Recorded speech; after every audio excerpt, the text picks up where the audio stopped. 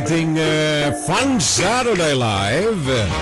Fun Saturday Live! Saturday Live! Saturday Live! At kagapay ang inyong abang lingkod, always and ever. Pakinggan si Ferrell Salvo tuwing Sabado dito sa FGS Web Radio para sa mga Pilipino. Second hour ng ating palatuntunan ng ating Inside, Guro-Guro, Opinion, and Saturday Live. Bago ko simulan ng ating pagtalakay sa issue na ito na direkto pong nakakaapekto sa puso, sa damdamin, sa isip at pangamba ng ating mga kababayang Pilipino dito sa Estados Unidos. 50 estado ng Amerika. Marami tayong mga Pilipino rito, mahigit sa 4 na milyon ng mga Pilipino, on the record 4.1 million, plus additional TNTs, ayon sa record din 350,000.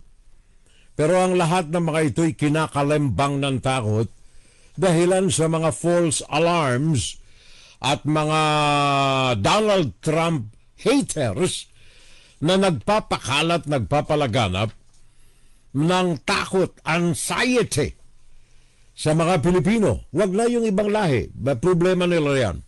Ang problema natin ang palatuntunan ito, tayo pong mga Pilipino, especially yung mga nandito sa Amerika at yung mga may kamag-anak na naandyan sa Pilipinas na nais pumunta at pumitas ng American Dream kung tawagin natin. Bago natin palawakin ang ating usapan, nais kong iparinig sa inyo bilang pangunang pampalubag loob sa mga kababayan natin. Etong pahayag ng isang political analyst. Malawak ang kaalaman nito sa gobyerno sa Amerika, sa takbo ng politika sa Amerika, and more so, ang international knowledge. Malawak ang mapapakinggan ninyong tinig. Galing po ito kay Ray Powell, direktor ng Sea Light Initiative dito sa Stanford University. Isa ito sa mga matitibay na haligi ng malawak na kaalaman sa international diplomacy and the U.S. government. You'll recall that in the South China Sea during the first Trump administration, there were quite a lot of freedom of navigation operations. They're sort of like a last line of defense, and in a sense, just kind of going back to them was sort of like what we had at the time. You know, now the ability to do multilateral sales in the South China Sea, I wouldn't be surprised to see a lot more of those. And how do you think the Philippines is reacting to this, all this rhetoric from the Trump administration, or this incoming administration, about more engagement in Asia? Well, Trump will always push allies to do more. But having said that, the Philippines has done more, and I think that they can make a pretty substantial case in that direction. So, you know, Trump tends to be worried about imbalances if he thinks that the U.S. is paying too much and that other countries that should be paying more. I don't think that the Philippines will have a hard case to make that they have actually been stepping up to the plate a lot. In fact, they have very much been on the front lines, and I think that he should appreciate that. And of course, mostly they will be dealing not with Donald Trump himself, but with his appointees. And again, all of the appointees that I've seen in the national security space, for the most part, have been, I would say, alliance-friendly, actually, on the international stage. And in fact, the Secretary of State nominee, Marco Rubio, wrote a very prominent article last year in the National Interest, basically saying that, you know, the U.S. should lean into the Philippine alliance. Do you think maybe there's an opportunity for the Philippines to ask something different of the United States now that this next administration is coming in? Maybe something that they couldn't ask the previous Biden administration? I think that, you know, from a Philippines perspective, because they have been so tight with the U.S. on the alliance, being able to talk about trade arrangements or even economic arrangements that are sort of China-free. So if you want to build a China-free supply chain, come to us in the Philippines, because, you know, unlike maybe some other Southeast Asian or other Asian neighbors, we don't have that tight relationship with China. And you can sort of, if you're trying to make your supply chains resilient against China, then the Philippines is a destination you should look hard at. Napakinggan ninyo ang panayam kay Mr. Powell. Ito po ay isang political analyst, malawak ang kaalaman sa international politics and diplomacy. So, pinarinig ko po yan sa inyo. Gawa lang ang isyong pag-uusapan natin ngayon ay pagpapatuloy ng pagkakaloob natin ng tamang salita riyan ng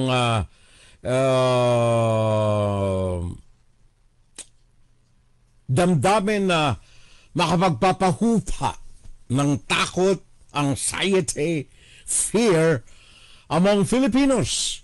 Especially kung kayo ay may kamag-anak na nandito sa Amerika o kayo may kamag-anak na gustong pumunta ng Amerika na nangangamba na baka wala kayong pag-asa. Gawa ng ang mainstream media. Ang mainstream media namin dito sa Amerika, sad to say, is already unreliable. No, ako'y pumunta rito mahigit na 30 taon na nakalilipas. High hopes, mataas ang antas ng ating pagdakila at paggilala sa Amerika. Being in media, being a journalist, ang unang sinasandalan ko ay ang mainstream media. Wherever I go. Ngayon na nandito ako sa Amerika, yun ang aking sinasandalan. Sabagat naandyan ang source ng mga impormasyon na kailangan natin.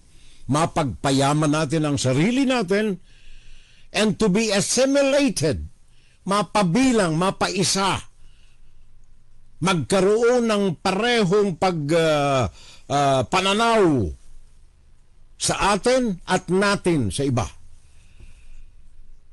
Nakasalalayaan lahat for easy and broad knowledge accumulation sa media, mainstream media.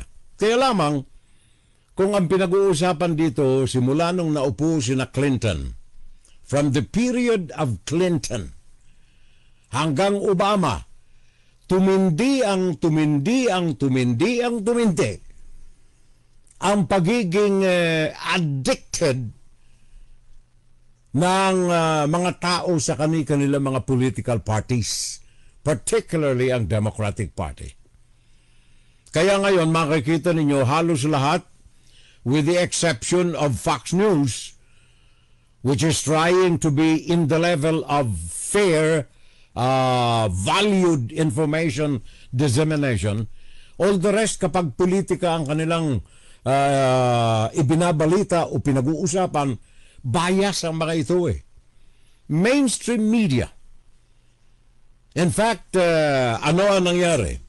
Doon sa eleksyon noong 2020, lumalabas sa mga intelligence reports and compiled records sa CIA, sa Pentagon, maging sa FBI, may meddling, may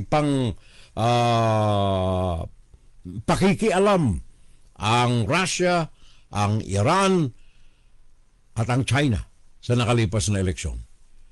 Pero hindi natin narinig yan sa media. Overwhelmingly, idinidiin nila si Trump. And at the same time, etong pag-usad ng panahon hanggang ngayon, the same ang retorika. Well, napatunayan natin sa maliit nating kakayahan dito, sa grupo kong maliit din, na talagang ang adherence ay katotohanan. Ating predicted na ito noong bago pa man dumating ang Nobyembre 6 na magkakaroon ng landslide election si Donald Trump base sa mga reports na kinakalap natin ng grupo namin sa mga totoong mga tao. Kaya hindi nila matanggap ngayon ang resulta ng eleksyon. Ngayon ang makikita ninyo sa mga media lahat, and by the way, as days go on and go by, ang mainstream media unti-unting pinalalaganap ngayon ang anti-Trump campaigns. Mapupunan ninyo ito lahat ng mga commentaries, lahat ng mga reports na andyan ang biased dissemination of information. So pakinggan natin ito muna mga kababayan, kung nais yung iparinig ito sa inyo bago natin ituloy ang ating usapan. The first time around for him, they just went into people's homes at night, in the middle of the night, and shipped people out and put them on planes in shackles and shipped them away. So we're really worried about that it's going to repeat, it's going to be repeated. Meanwhile, Philippine Ambassador to the U.S. Jose Manuel Romualdez advises undocumented Filipinos to immediately seek legal help to assess their status if they have a chance to stay, but if not, to leave voluntarily or face a ban. If you're here and you don't have a chance of being illegal, I would recommend that they leave right away, because the minute you are deported, you cannot come back. Immigration attorney Michael Garfinkel, rather than just giving up and going home, where you may not be able to come back ever again to the U.S., maybe see an attorney. Maybe there could be pathways or options.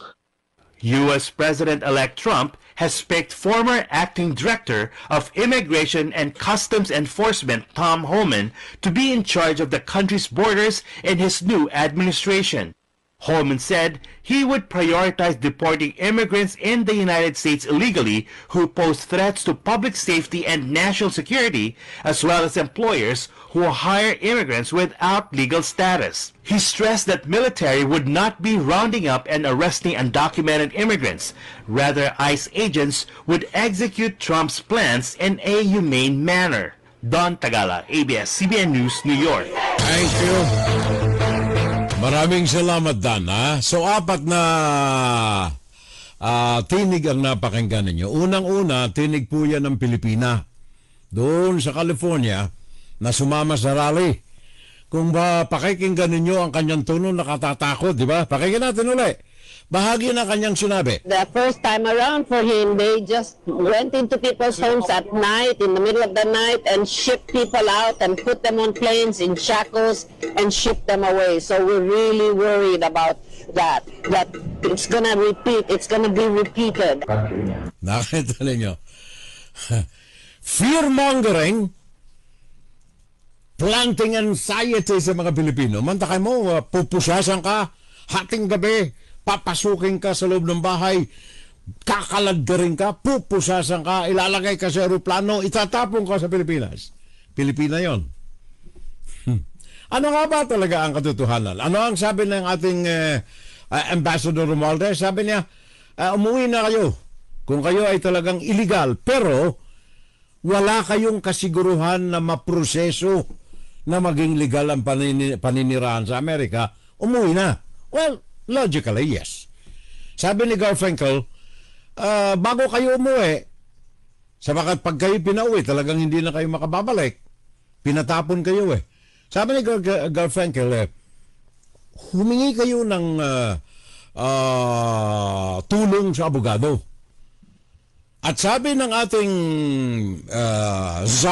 border czar, hindi namang garapalan ng pagpapatapon eh. Yun ay may due process pa rin. So ano ba talaga ang totoo, mga kapitbahay? Ito ngayon. Ito ay mga dokumento na galing mismo ito sa mga sources natin sa loob ng organizing group and planning committees sa ilalim ni Donald Trump sa kanyang pagpasok bilang presidente ng Amerika uli next year, January 2025.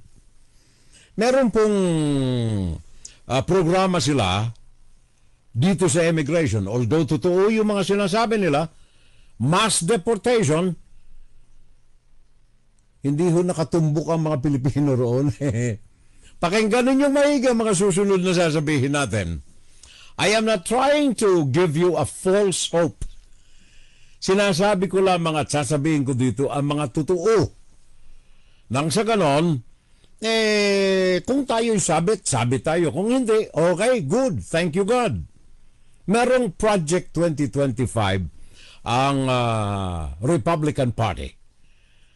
Binalangkas ito programa ayon sa paniniwala at gustong i-implementa ni Donald Trump.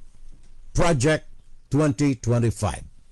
Comprehensive Republican Immigration Plan. Ito sa Amerika. Marami ditong mga binanggit mga kababayan ko, pero unahin ko na lamang dito yung 10 na mga mahalaga that I think and I feel apektado tayo.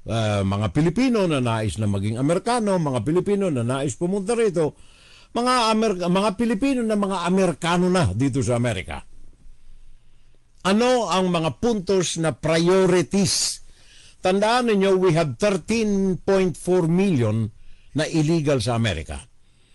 13,400,000 illegals in America. Ang great majority rito, mahigit sa 90%, galing sa Latin American countries. Ang Pilipino, 350, the most ang nasa record. 350,000. At doon sa naniniwala na target o kaya masama ang aabutan ng mga Pilipino dito sa kampanya ni Donald Trump, kung titingnan niyo ang record from 2014 hanggang 2024, 10 years, ang 4 na taon ni Joe Biden ang pinakang maraming Pilipinong ipinatapon pabalik sa Pilipinas. Mahigit sa 7,700. Almost 8,000 ang ipinatapon ni Joe Biden sa Pilipinas ng mga Pilipino. Sa ilalim ng unang 4 na taon ni Donald Trump, may 6,000 lamang ang 3,000 lamang, wala pang 3,000 ang ipinatapon sa Pilipinas. 8,000 sa ilalim ni Joe Biden. Hindi pa tapos ang kanyang termino. Wala tayong political affiliations diyan. Sinasabi lamang natin ang totoo. Now, ano itong Project 2025 mga kababayan ko? Para po sa kaalaman natin lahat. Priorities. According to priorities. Number 1, pinakang mahalaga, tapusin ang bakod o kaya border fence sa katimugan ng Amerika, separating Latin American countries and the United States. Unang-una sa listahan ng Project 2025 ni Donald Trump. Kailangan bakuran ito sapagkat kahit na nga may bakod, parang mga hantik, parang mga langgam na umaakyat sa bakod ang mga galing sa Latin American countries. Kaya, number 2 na importante, sa ilalim pa rin ito ng Project 2025 ni Donald Trump, para maliwanagan po ninyo, Remain in Mexico policy. Kung gusto ninyong mag-seek ng asylum sa Amerika, hindi kayo ipoproseso na kayo'y nandirito na sa loob ng Amerika. Doon muna kayo, pakinggan ninyong maigi, sa Mexico. Ano ang ibig sabihin? May Pilipino bang sumasama riyan? Wala. Zero. Nada. So, Pilipino, wala ho kayo sa radar ni Donald Trump dito sa Remain in Mexico policy. Remember, 92% na mga pumapasok dito from the south border.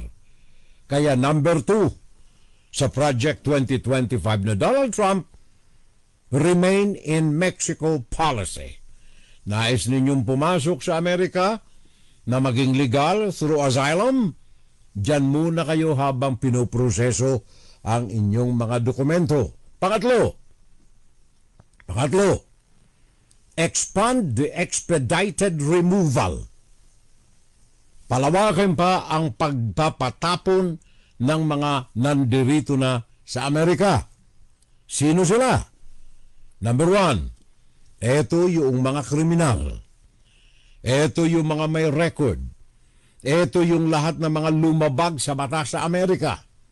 At eto rin yung mga bumagsak, hindi nakapasa sa kanilang asylum application sa Amerika.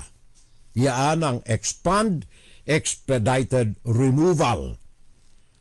Pangapat, yung mga humihingi na maging asylee sa Amerika, hindi na ho mas madali kaysa sa proseso noon.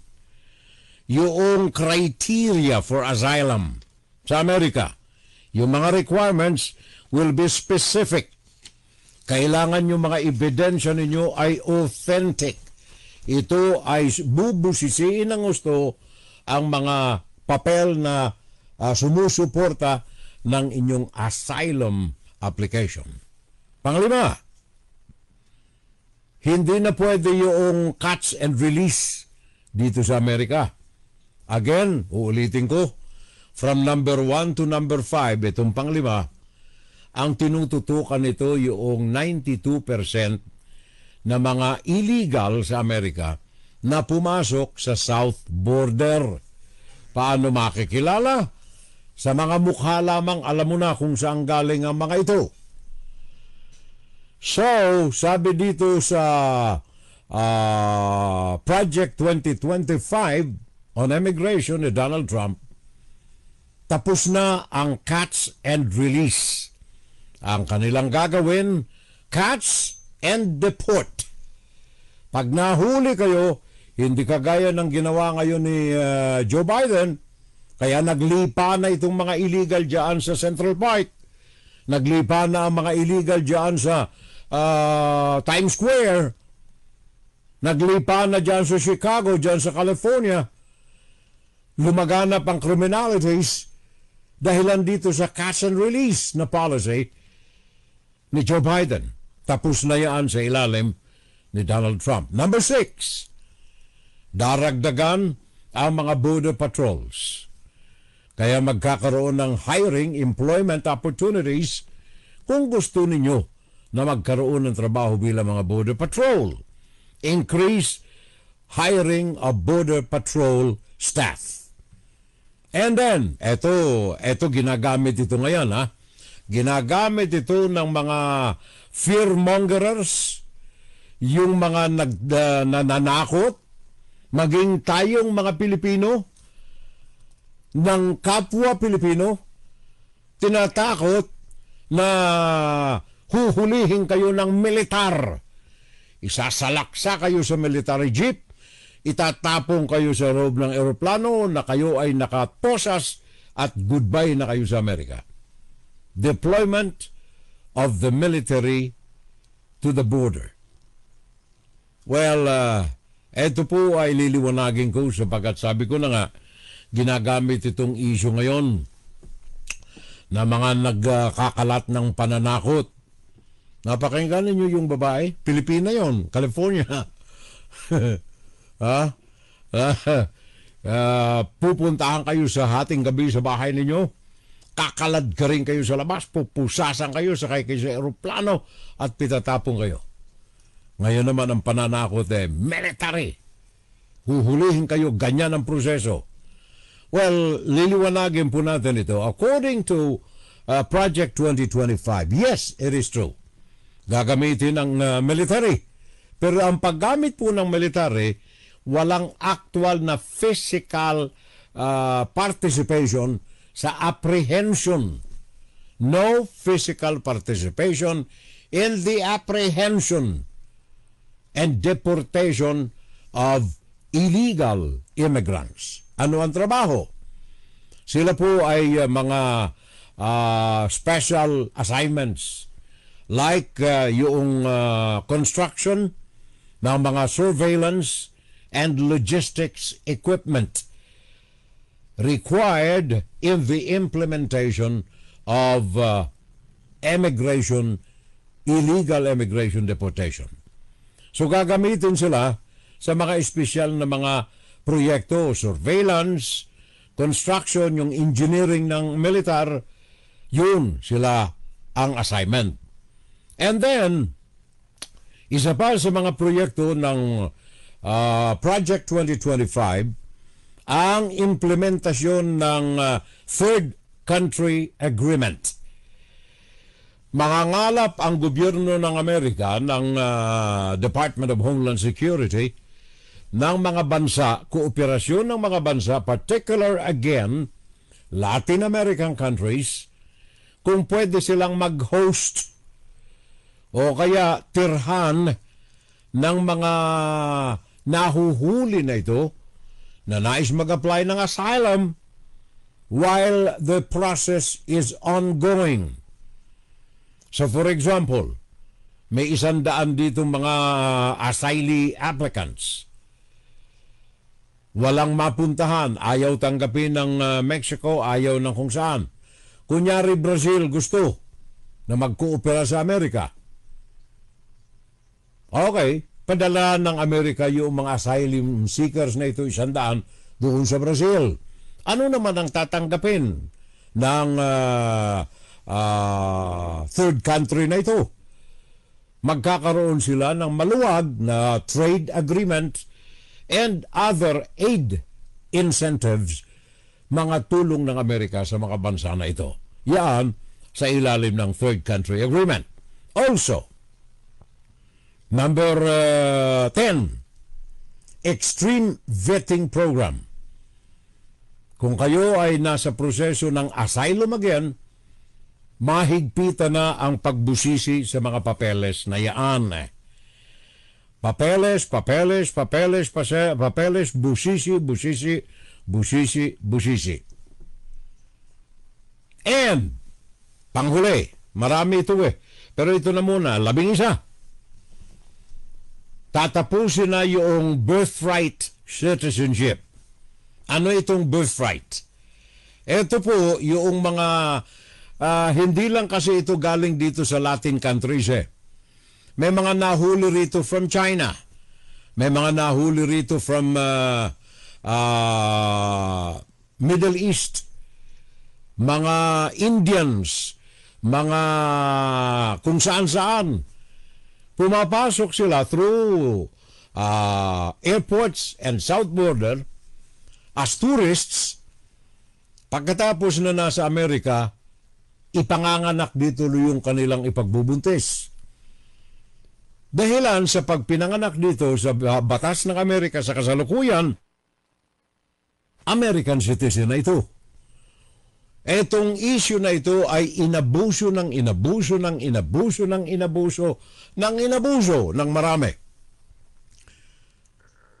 Kaya ito ay tatapusin na yung birthright citizenship. Kung kayo ay may nanay, tatay na foreigner, ipinanganak dito yung bata, yung sanggol sa Amerika, yung citizenship ng inyong mga magulang ang iyo pa ring dadalhin, hindi ng Amerika. So yun po ang ilan. Kung babalikan natin itong 11 na sinabi ko sa inyo, marami pa ito sa Project 2025 ng Trump Administration Immigration Policy. Sa lahat po ng ito, kung susuyuri natin isa-isa, halos wala riyan ang epekto sa Pilipinas. Kaya from border to asylum, puro mga nakatuon ang pansin na ito dito sa Latin American countries. And then kung titingnan natin ang record ng mga Pilipino, mga kababayan, lalong hindi natin dapat ipangamba. Sabagat, I don't know kung may mga criminal elements tayo mga Pilipino na sangkot sa mga gang or gangsters dito sa Amerika. Now, kung kayo man ay halimbawa, halimbawa na nasa second stage na kayo, nandirito na kayo sa Amerika, nangangamba kayo ayon sa pananakot nitong ating mga ilang PhilAms din, at mga Trump haters, kunyari nandito na kayo sa Amerika, ano ang chances na kayo ay maipatapon palabas ng bansa? While it is true na kahit kayo US citizen, pwede kayong ipatapon, it is true to everybody. Bakit? Kung kayo ay nakapatay ng tao, nag-swindle kayo, may kaso kayong matindi sa Amerika, pwedeng i-revoke ang inyong citizenship. Also, yung inyong lalo na ang green card. So, kunyari kayo nandito na sa Amerika. Ngayon, isa kayo sa mga nag-aakalang maging target ng immigration deportation. paano ninyo maisasama ang inyong sarili na kayo ay isa sa mga posible na target kung kayo po ay may mga records? May mga records kayo sa alinmang sangay ng federal government. For example, number 1, kung kayo ay nasa proseso na ng pagpapaalis sa Amerika, ang tawag diyan ay removal proceeding orders. Hindi ako abogado, hindi rin ako immigration lawyer, pero pinag-aralan po natin ito Mga dokumento ito na galing mismo sa Project 2025 ng Trump administration. Number 1 na priority doon sa mga nandirito na sa Amerika na hindi kabilang doon sa mga lumusot galing sa South Border. Hindi kayo Latino ang itsura. Pilipino kayo. Sumusunod kayo sa batas, pumunta kayo ng tourist dito, gusto ninyong mag-asylum o kaya maging green card holder, nagkatrabaho kayo, dumaan kayo sa proseso. Sumunod sa proseso. Meron pa kayong dapat na sundin. Kung ang prosesong yaan ay bumagsak kayo, ibig sabihin, hindi kayo nag-qualify. Gusto nyo mag-asylum, hindi kayo nag-qualify. So, inutusan kayong umalis. Removal proceeding orders. Nasa sa file ninyo. Isa kayo sa maaaring hanapin. May record kayo Pero again, sabi ko na nga, we have 11 o 13 million illegal sa Amerika. Ang Pilipinas, 340,000. Sa record yan, Ang priority, yung mga tumalon sa South Border. Although meron kayong removal proceeding orders, pero may legal means pa rin kayo. Appeal. Sabi nga ni Garfinkel, appeal. So bago man maproseso yan, tatagal pa, baka tapos na si Donald Trump sa kanyang 4 na taon, yung proseso ninyo na andyan pa. Ikalawa, kung kayo nandirito na sa Amerika, ano ang panganib na kinakaharap ninyong ipatapon? Paulit-ulit kong sinasabi kanina sa baka dito, ang pinakang importante, if you have a criminal record. Nakapatay kayo, nagswindle kayo, nandaya kayo, nanloko kayo, etc., etc., etc., whatever it is, if you are convicted, ang pangalan ninyo ay nasa penal list. Nasa mga listahan ng mga bilanggo. At madali itong makita kung aabot na doon sa proseso ng deportation sa mga records ng kriminal. Pero kahit na kayo'y kriminal, ang ikalawang proseso bago kayo ipatapon, idadaan pa rin kayo sa removal proceeding. May mga proseso pa rin yan. Ang isa pa na pwedeng abutan ito, again, malayo ang mga Pilipino rito. Yung mga meron ng tinatawag sa immigration na administrative closure. Ito ay legal na proseso na kung saan ang huwes ng imigrasyon ay nagdesisyon na. Maaring temporary o maaring pinagpaliban muna ang deportation mo. Sa madali sabi, may desisyon na ang Korte ng Imigrasyon ng Amerika na ipatapon ka pero hindi pa itinatakda kung kailan ka ipatatapon. Yun, nasa listahan ka na nila.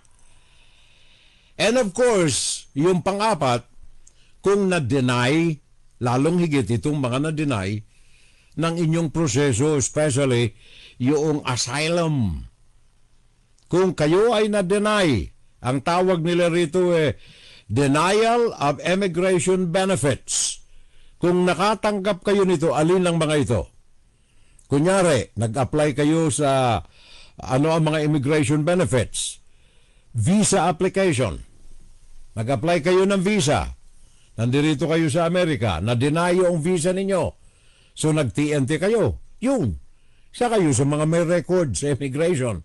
O dili kaya, green card holder kayo. Pagkatapos nagkaroon ng record kayong kriminal, madaling makikita ito sabagat may record sila eh. Immigration document itong green card eh. O kaya yung mga adjustment of status, hindi kayo naaprubahan at kayo ay inilagay sa removal proceeding, yun. Other than those mga kababayan ko, malayo pa sa silangan ang anumang mga pagkakatakot natin na mapabilang dito. Especially kung kayo'y nabibilang doon sa tawag natin TNT, Unrecorded Illegal Immigrants. Malayo ito eh. Wala kayong record eh. Kung yung mga may records kagaya ng mga nabanggit ko kanina ay nandoon na sa huli na listahan ng immigration ni Donald Trump, lalo na kayong walang record. At malinis naman ang inyong pagkatao dito sa Amerika.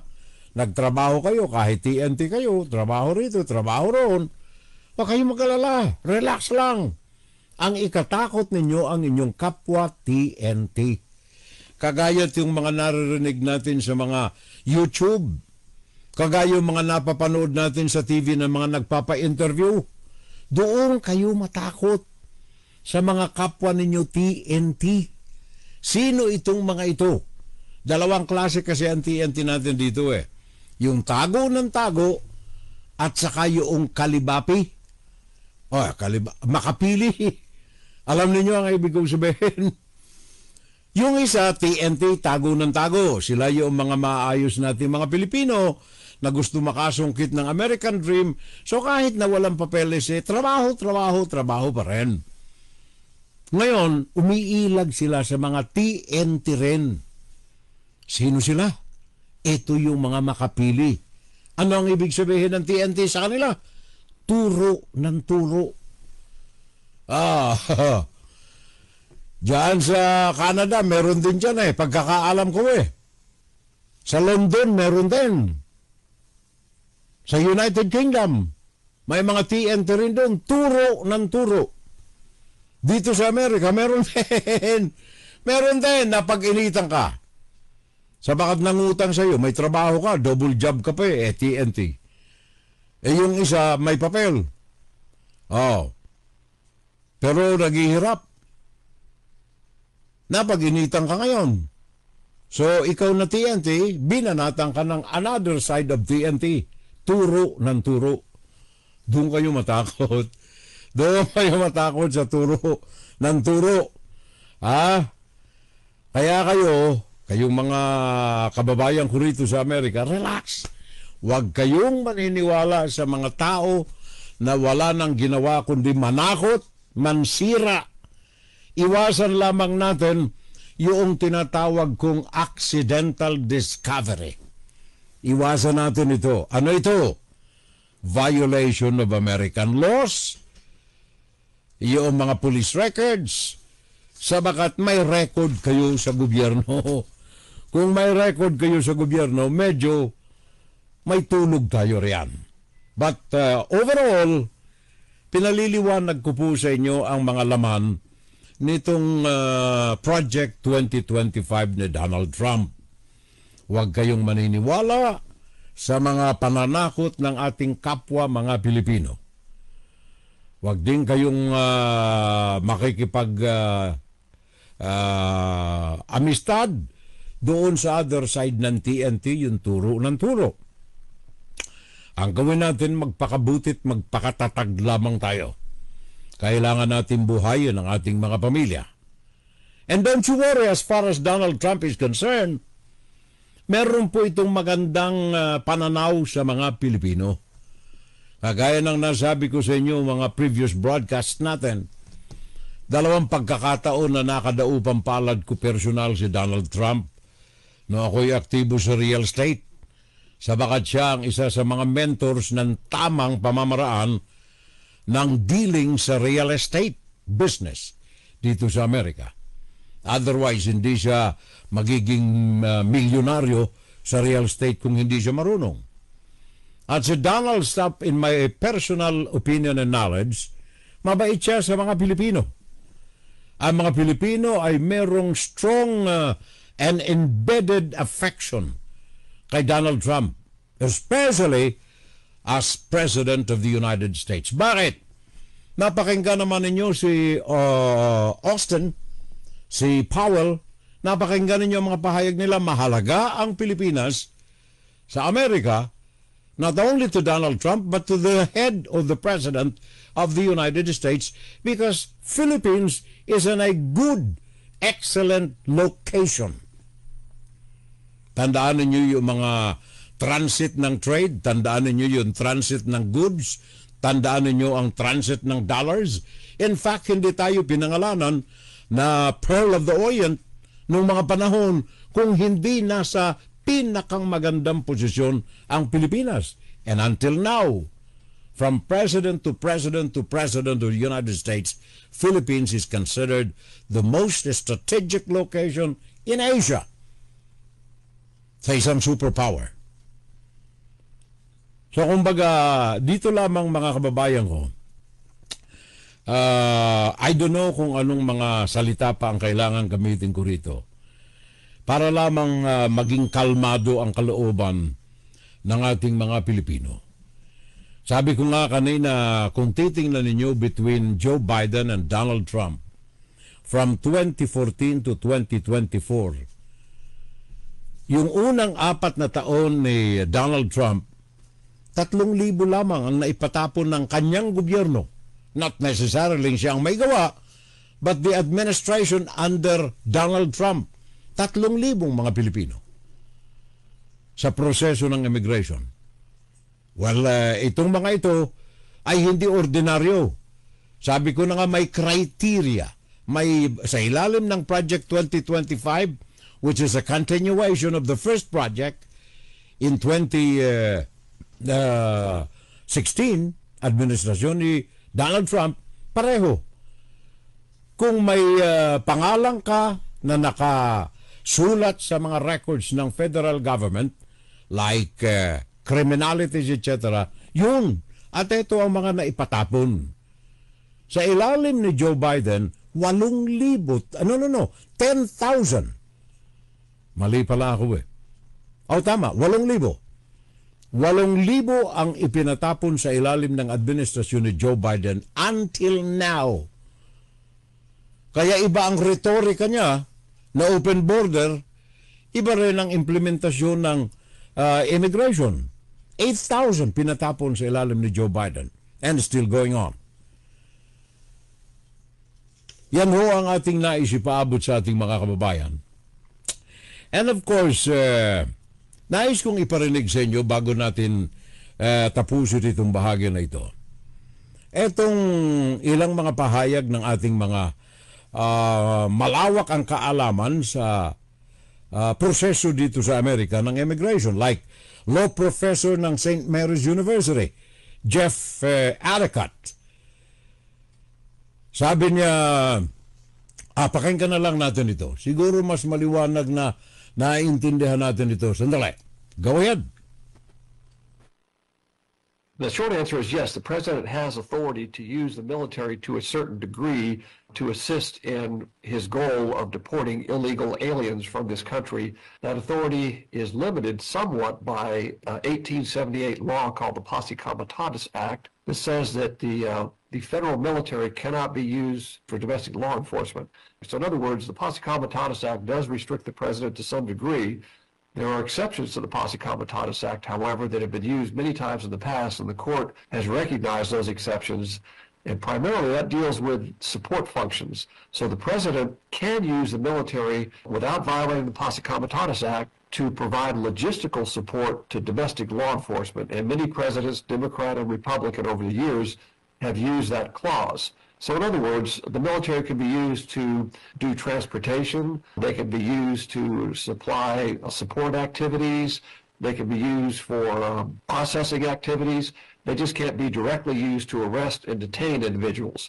So if the president uses that authority and has the military operate in support functions, this would free up tens of thousands of federal ICE agents to go out and make the arrest and do the detentions, and the military could do all the support and logistical functions. That's perfectly legal. Now, there's another act under American jurisprudence called the Insurrection Act. that does give the president authority directly to use the military to quell an insurrection. And then, of course, you got to define what is an insurrection. It depends, of course, on what emergency powers the president is going to seek when he takes office, whether he's going to make an emergency declaration regarding, the millions of illegal aliens in this country, and again, the hundreds of thousands that have criminal records that were let across the border. He's going to let ICE do that.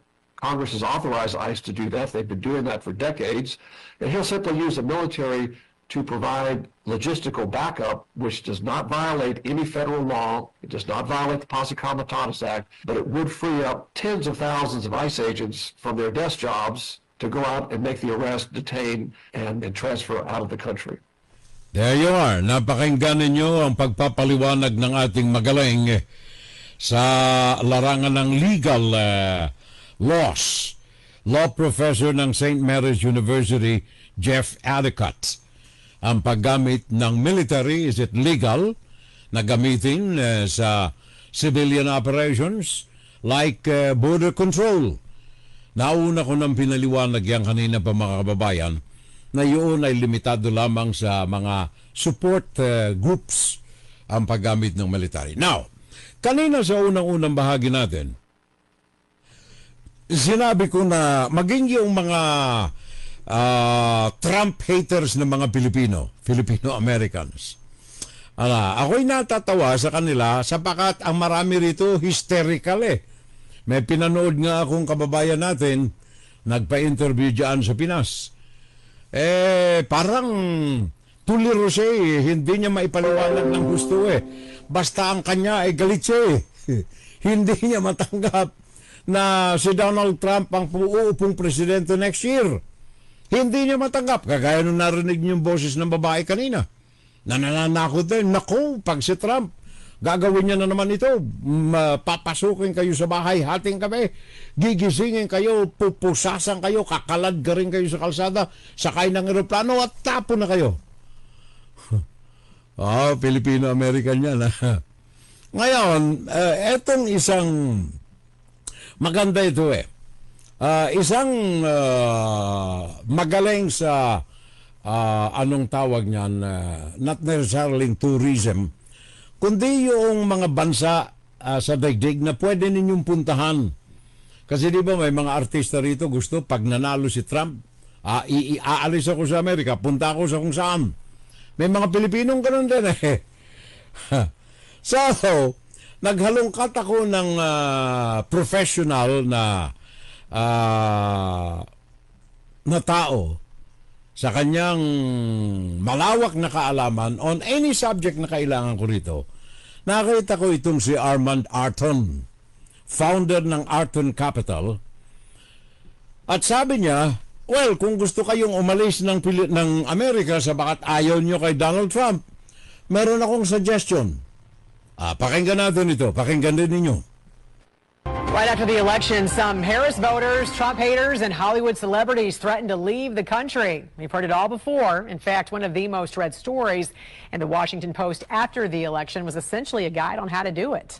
Well, Armand Arton founded a company that helps those who want to leave for good get out. And he joins us right here on the National News Desk live from Berlin, Germany. Good morning to you, sir. Thanks for joining us here. Good morning.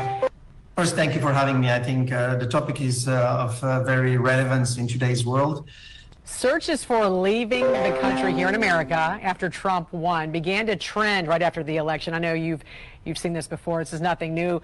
Well, I have to say that we have seen this before. I've been doing this for 20 years, and our company have seen every time when there is U.S. elections, but especially in the last 3 ones, 58% of Democrats said if Trump wins, we'll leave.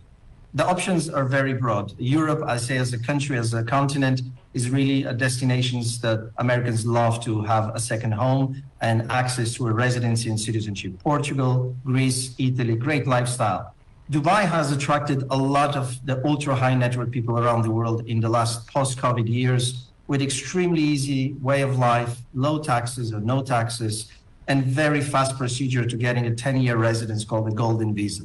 So I would say those are the most popular ones. Canada, for those who really want to relocate and stay close in the same time zone as the US, is an obvious choice. And the other extreme is Australia and New Zealand.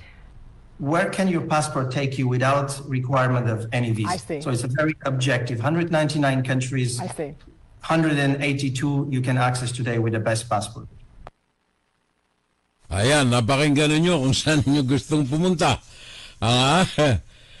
Dubai, Canada, punta kayo. Oh, by the way, speaking of Canada, ito pong Canada and the United States ay naghihigpitan na rin sila ng borders. Why?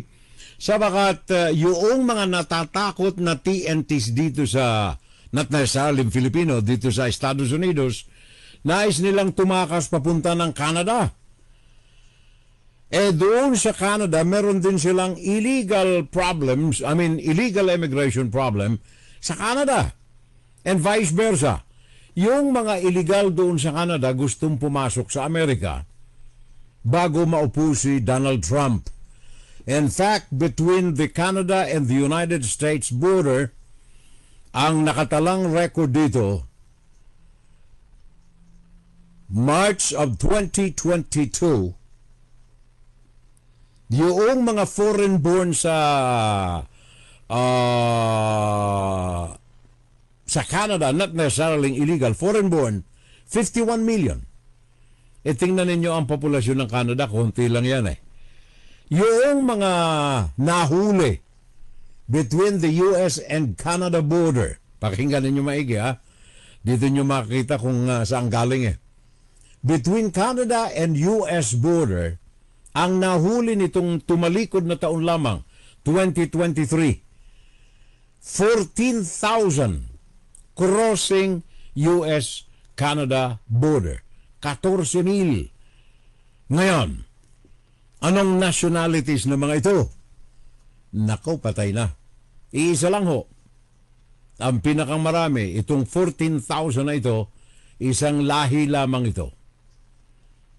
At yan ay India. Mga Indians. kaya kami pag umaakyat kami ng Lake George at namamasyal sa dalampasigan sa tabing ilog ng Lake George, makikita ninyo ang mga mukha roon, iisa lamang halos eh. Indians. Ang Lake George is only, 2 hours away from Canadian border. Malapit ito sa anong lugar niyan? Ano bang lugar ito sa Canada? So 2 hours from Canada border. Kaya itong nakalipas na 2023, ang Canada naka-aresto ng 14,000 Indians crossing US-Canada border. Inside, Guro-Guro, Opinion, and Saturday Live.